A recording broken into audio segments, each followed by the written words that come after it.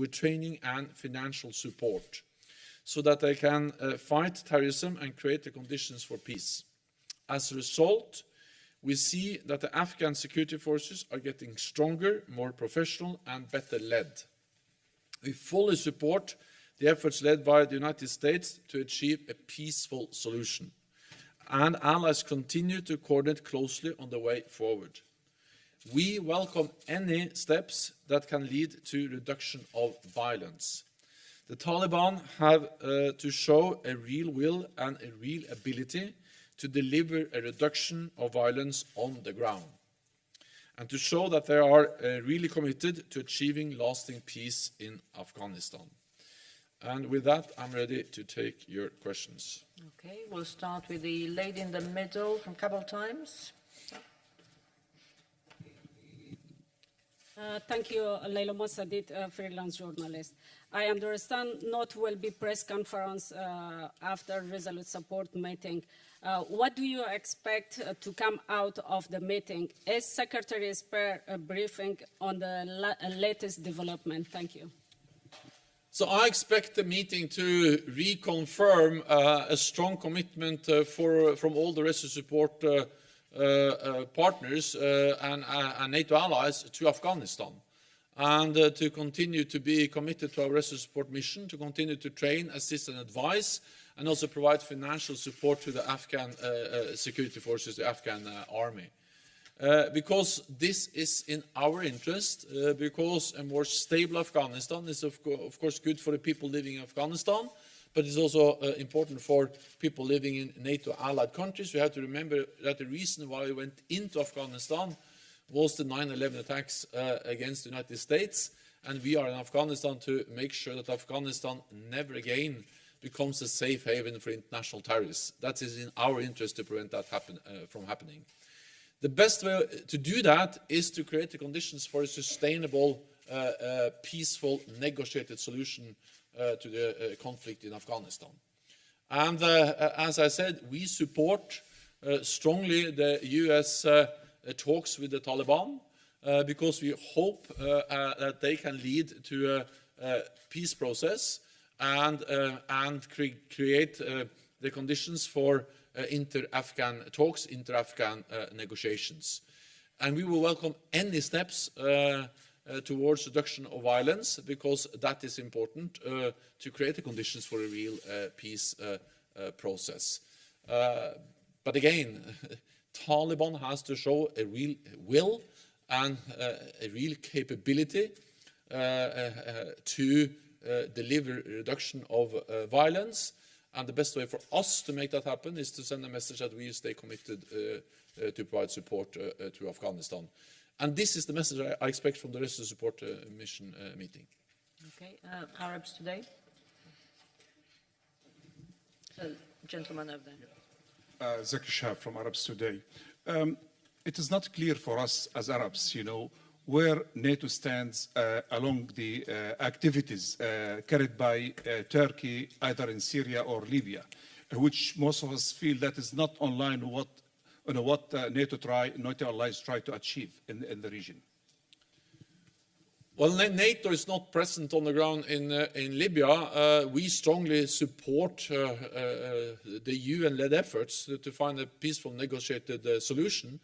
And that's the message from NATO and from NATO allies, is that we need a UN-led effort to find a negotiated solution, and we support that. Then we are also and ready to help Libya with capacity building if they ask for that, and if the conditions make that possible. But there is no NATO presence on the ground. We support efforts of also NATO allies, for instance, the meeting in Berlin, which took place a couple of weeks ago. We believe that's a good and important initiative to get the peace talks and the political process moving. On Syria, I would just briefly say that what we see now in Idlib is really, really serious.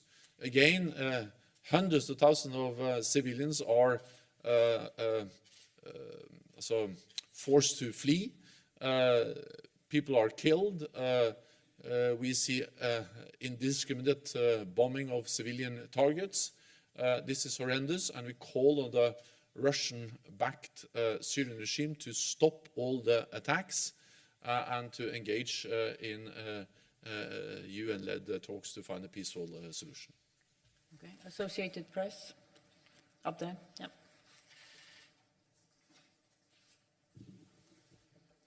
Lorne Cook, Associated Press, Secretary General. I just want to take you back to the discussion yesterday about Iraq, the Iraq mission. Obviously, I and quite a few of my colleagues were writing about it, and you suggested that Friday there might be some more movement to signal. Is there anything that perhaps you can tell us that's happened in between time yesterday? Well, between the press conference yesterday and today, we have slept and we have had one meeting where we discussed deterrence and defense. So not so much has happened. But it's right that I will meet with the global coalition to defeat Daesh tomorrow morning, and that just reflects the fact that NATO, of course, is closely coordinating and consulting with the global coalition, because we are working together with them in Iraq, and NATO is a member of the coalition, and we support the coalition. And now we are looking into how we can better coordinate, and also whether we can change some of the responsibilities between the coalition and NATO. We do this in close coordination with the coalition. We do it also, of course, in close consultation with the Iraqi government. I have spoken several times with the Iraqi Prime Minister, and NATO is in Iraq at the invitation of the Iraqi government. The government of Iraq has confirmed to us their desire for continuation of the NATO training, advising and capacity building activities for the Iraqi armed forces. And we will only stay in Iraq as long as we are welcomed. Yeah. Okay. Lady over here. Mr. General Secretary, I am from Ukrainian TV, and you have mentioned your morning meeting with the Ukrainian Defense Minister. In conclusion, after these negotiations, how do you estimate reforms in Ukraine, and how can we extend our deep cooperation with NATO? Thanks. We had a very good meeting with the Ukrainian Defense Minister. All allies met with him, and the allies expressed strong support to Ukraine, to Ukraine's territorial integrity, to its sovereignty, and they also promised and stated clearly that we will continue to provide practical support and political support. The North Atlantic Council, we all visited Kiev and Ukraine not so long ago, and then we also went to Odessa, where we saw the Naval Academy, where we have NATO advisors, NATO trainers. We saw NATO-allied ships in the harbor of Odessa, and I think this demonstrates very clearly that we speak about both practical cooperation and political support. Several NATO allies and also Canada that hosted the breakfast, they actually helped with training. They have trained thousands of Ukrainian soldiers, and it is important for us to continue to support Ukraine. To do so, it is also important that Ukraine continue on the path of reform. We commend Ukraine for the progress they have made.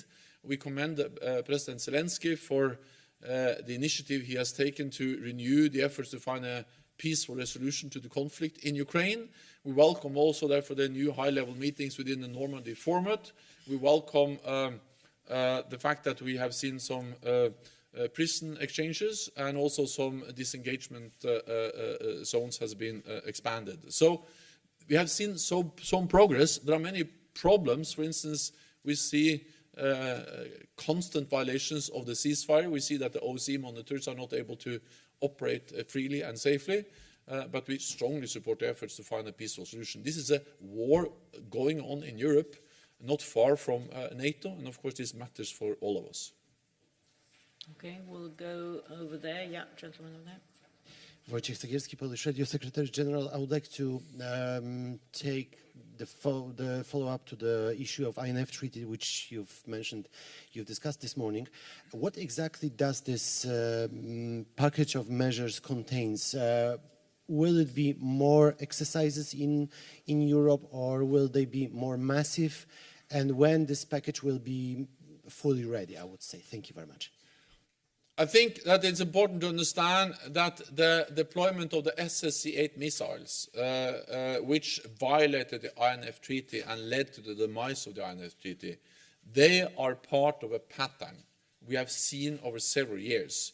Russia investing heavily in new modern capabilities, advanced missile systems, dual-capable systems, and also systems that are reducing the warning time significantly, and increases the risk for miscalculation, misunderstanding, and therefore also are serious challenges to the stability and the security of European allies.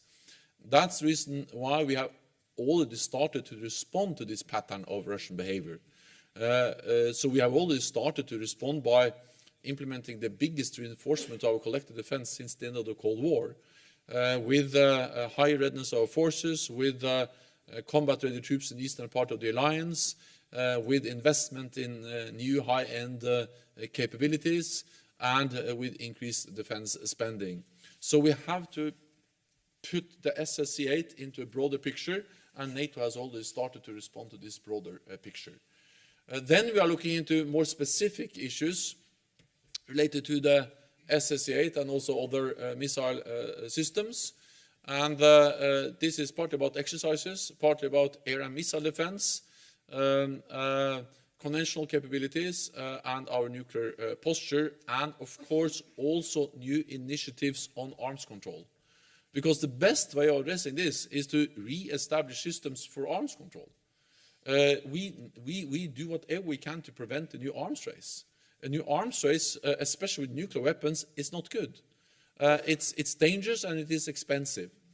So therefore, we will continue to work for arms control to address the challenges and the gaps we now see after the demise of the INF Treaty. But let me underline that we will not mirror what Russia has done. We will have no intention of deploying land-based nuclear missiles in Europe, but we have to make sure that we have credible deterrence and defense also without the INF Treaty. Okay, then we'll go over there.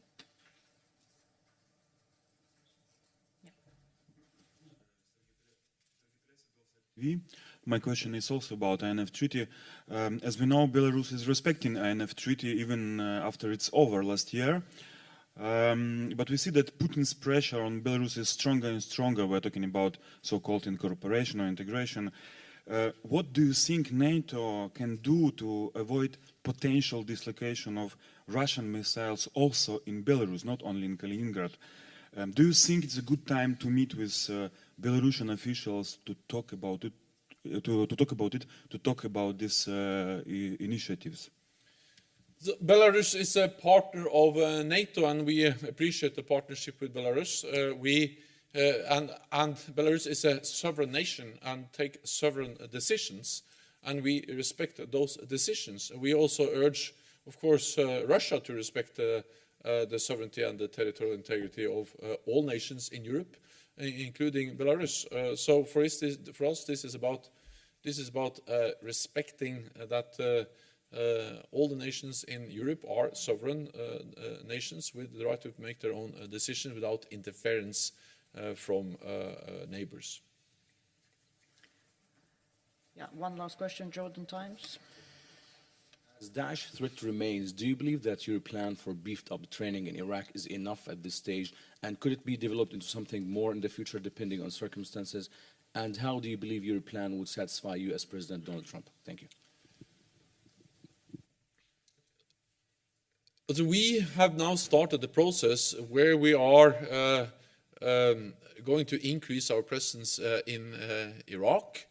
We are going to do it stepwise, and we will also look into what we can do beyond the current current presence of NATO troops. So we are going to increase our presence. But of course we do that in close coordination with the Iraqi government, and every step we take will be in consultation and based on invitation, and only when we are welcomed by the Iraqi government. I think what we have seen is that the Iraqi forces have proven that they are capable of fighting Daesh, because the Iraqi forces have been on the forefront liberating the territory and the millions of people that ISIS controlled in Iraq not so many months ago. We supported them, meaning the global coalition, NATO, we supported them, all NATO allies are part of the global coalition, we supported them, but the heavy fighting, the soldiers on the front line, they were, almost all of them were Iraqi soldiers. So I strongly believe that the best thing we can do to make sure that ISIS does not return is, of course, to enable the Iraqis to fight Daesh in Iraq themselves. So training local forces is one of the best weapons we have against ISIS. Then we have to assess the need and to follow the developments closely, and in close consultation and coordination, and based on invitation from the Iraqi government, we will also, of course, consider to step up, but that are our decisions we have to take later on based on developments. Thank you very much. This concludes this press point. Thank you. Thank you.